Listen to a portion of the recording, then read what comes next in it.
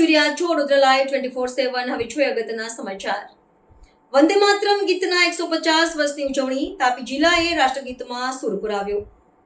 જિલ્લા પોલીસ અધિક્ષક સહિતની સરકારી કચેરીઓમાં વંદે માતરમના મૂળ સ્વરૂપનું સમૂહગાન થયું. આપણા દેશભક્તિના સ્મરણ પર્વ તરીકે વંદે માતરમ ગીતના 150 વર્ષની ઉજવણીના ભાગરૂપે તારીખ 7મી નવેમ્બરના રોજ રાષ્ટ્રવ્યાપી ઉજવણીનું આયોજન કરવામાં આવ્યું છે. તાપી જિલ્લાના તમામ તાલુકાઓમાં અને પોલીસ અધિક્ષક કચેરી વ્યારાના પ્રાંગણમાં પોલીસ અધિક્ષક જશુભાઈ દેસાઈના અધ્યક્ષસ્થાને શપથ અને સામૂહિક વંદે માતરમ ગાન કરવામાં આવ્યું હતું. તેમજ જિલ્લા સેવા સદનમાં સભાખંડમાં નિવાસી અધિક કલેક્ટર આર બોરડની અધ્યક્ષતામાં વંદે માતરમની 150ની ઉલ્લાસભેર ઉજવણી કરવામાં આવી હતી.